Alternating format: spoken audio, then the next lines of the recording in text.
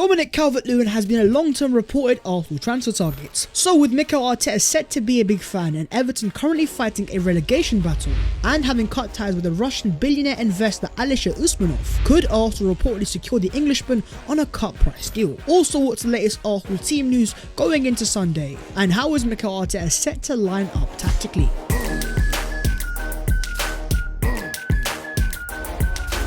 Yo, what is going on, guys? My name is Bavs14. Welcome back to your boys channel, and the wait to watch Vibes FC is nearly over. We play on Sunday, so smash a like if you enjoy the content, subscribe if you are new, and help your boy as we are closing into 80,000 subscribers. The support you guys show your boy is amazing, so big up to you, man. But getting into that Arsenal news today, and starting off with Everton's Dominic Calvert Lewin. He is 24 years of age, turning 25, a full-on England international, and he's a player that we have discussed on his channel quite a few times over the past few months. The reason why is because Arsenal need a brand new centre forward, and with Arsenal trying to sign Dusan Vlahovic in the last transfer window alongside Alexander Isak, Arsenal want to sign a new striker. And in the past they have shown with the likes of Aaron Ramsdale and Benjamin White, they're not scared to spend money on Premier League English talent, and that is exactly what Dominic Calvert Lewin is. Now here's what we already know, is that Arsenal do like Calvert Lewin, as confirmed by a lot of reliable sources within England. They claim that Mikel Arteta is a massive admirer and sees a lot of potential, and as well as that, the Calvert Lewin is also a fan of Arsenal Football Club. I mean, who isn't, because we are a gargantuan institution. But today we have a report coming out of the Telegraph in the UK claiming that Everton are expecting to see bids lodged for Dominic Calvert Lewin and Richarlison, with financial uncertainty and the threat of relegation hanging heavy over Goodison Park at present. As things stands, Everton are in deep waters. Not only are they 17th place within the Premier League, they are just 1 point above the relegation zone, and we're now in March. But also Everton have a couple of financial issues, as with all that's happening in Ukraine and Russia, they've decided to suspend their sponsorship with the work of ex-Arsenal investor Alisher Usmanov. This is a guy worth £19 billion and has played a massive part to how much Everton have spent over the past few seasons. So with the relegation factored in with the financial uncertainty, Arsenal stand a very good chance if they want to sign this player. But is he that guy that Arsenal should be signing? Last year he had 16 league goals and the year before 13 league goals, but so far this year he only has 3 league goals. Now it's very important to also factor in that he's missed so much of the season via injury, and he's only actually come back in January. At the same time, his last Premier League goal came back all the way in August. But if Arsenal want to sign a striker, that striker to take us to the next level, to upgrade on Alexander Lacazette, and to make us a title contending team, the question to you guys to answer down below is Dominic Calvert Lewin that guy? With all the other options in the market, you got Alexander Isak, Jonathan David, Dominic Calvert Lewin, and I'm sure there's other names as well. Do you guys want to see Arsenal pursue the Englishman as the priority? But putting the future to one side, let's talk about the present and Arsenal's current striker in Alexander Lacazette. Here is actually a radar graphic which shows where Alexander Lacazette excels as a forward so far this year, and as you can see, excels when it comes to creating chances, for winning that ball back, and all the other parts of what is a false nine. Lacazette's actually done pretty well, but what is also blatantly obvious is he's not the best of shooters. In front of goal, he does sometimes refuse to shoot, most often taking too many touches and not being decisive in front of goal. That's why Arsenal fans don't think this guy is the guy to take us to the next level. But then again, he's a decent striker, and from now until the end of the year, I still think he's going to play a massive part in terms of the creating chances. 5 league assists in his last 8 league appearances. That's actually very impressive. But the question to you guys to answer down below in the comments is, do you trust upon Alexander Lacazette? We've got some massive games coming up, games that you want your striker to turn up to potentially even score some very important goals.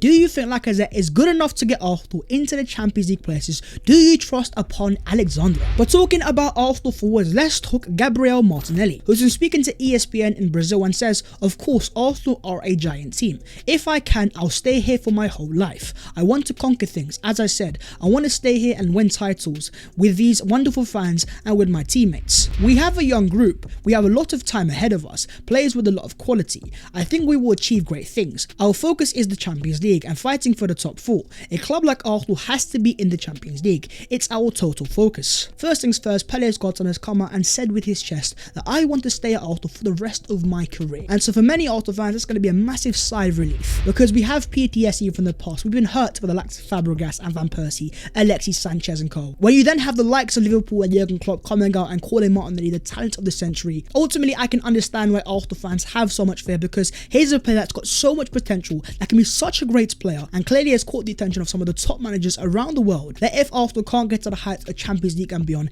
and competing for titles, then potentially we have deja vu season. But Gabriel Martinelli comes the latest of the Arsenal star boys, alongside Emil Smith-Rowe and Bukayo Saka, to come out and say, I love Arsenal Football Club, I want to stay at Arsenal Football Club. Yesterday, Fabrizio Romano confirming that Bukayo Saka is in love with Arsenal, and you've even had Smith-Rowe come out on the past and say that he wants to be a one-club man at Arsenal Football Club if he's given the opportunity. With our hearts having been broken so many times in the past, for us it's just a massive sigh of relief, and it brings a smile to my face, and these guys have ambitions that they want to compete at our Arsenal Football Club. But talk to me down below about Gabriel Martinelli specifically, and going into the game on Sunday, do you think it's time that Arteta throws Martinelli as that centre forward? Do you think he's ready? Moving on, let's discuss Watford versus Arsenal. That is right, our gargantuan institution is back in action on Sunday after a massive wait, which by the way I am struggling with because I can't do this. I need to be some Vibes FC. But the game of course is going to be played at Vicarage Road as Arsenal go to Watford away, a team fighting relegation, and this is a team that has only won one of the last 7 Premier League games. Comparing that to Arsenal, who have 3 wins in the last 4 league appearances. Arsenal fighting for Champions League places, Watford fighting relegation, but when you have a team that you're up against that are fighting for their lives,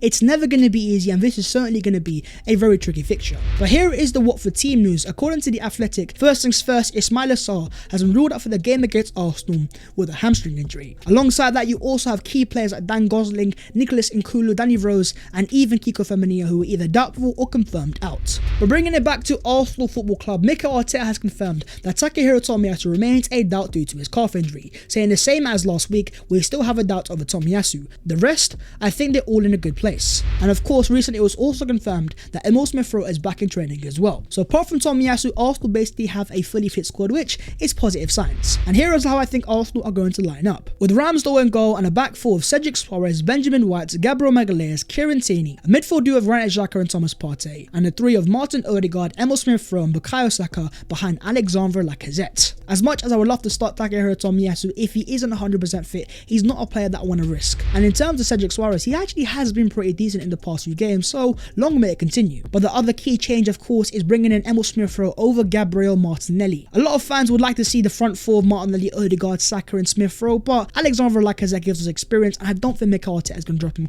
especially as it stands, him being the Arsenal captain. But talk to me about yourselves and what would be your own personal Arsenal predicted lineups. Here's a cheeky little pre-game stat that if Arsenal beat Watford, it will be the second time under Mikel Arteta that the Gunners have won 4 straight on the road. They hadn't done that since October 2016 under any other gaffers. So Arsenal's away form looks to be picking up, and that is very important because if you look at the Arsenal home form, we have the 3rd best home record within the Premier League. If Arsenal can now convert that to away form as well, then what is stopping Arsenal Football Club from becoming a very top team? As you look at Man United, a team also fighting for top 4, they went to Old Trafford, they kept a clean sheet. This is a team fighting for their lives, so it's not going to be easy, especially with the new manager in Roy Hodgson. But do let me know your own thoughts going to this game, and what are your Arsenal versus Watford matchday predictions. And moving on to the other Arsenal news today, and starting off with the Arsenal technical director, that being Edu Gaspar, because according to Mikel Arteta, he's been up to a secret little bit of business behind the scenes. As Mikel Arteta has revealed that Edu is aiming to make a more official link between Arsenal and Watford,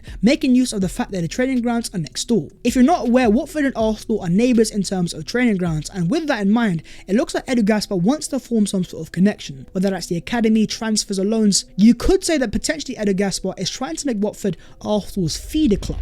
I think it's a very decent opportunity that Arsenal can take advantage of, so with that kept in mind, I say why not. The Marseille president Pablo Longoria on signing William Saliba permanently. William is one of the best young defenders I've seen in my career. After all, everything depends on 3 parties. It's a matter of market value, but we have extraordinary relations with Arsenal. I don't think it's a secret that Marseille want to sign William Saliba on a permanent transfer. In fact, they heavily tried to install an obligation to buy in the initial loan transfer, but thankfully Arsenal flat out refused, and their plan remains the same. They want to bring Saliba back to the Emirates Stadium and make him a key part of Arsenal's future defence. He is still 20 years of age, and for Arsenal's sake, him going out on loan to Marseille where he's gained more experience, grown more as a defender. With White and Gabriel already the club alongside Saliba, Arsenal have a very exciting core of centre-backs coming through, but as things stand, according to reports at least, his future will be at Arsenal Football Club.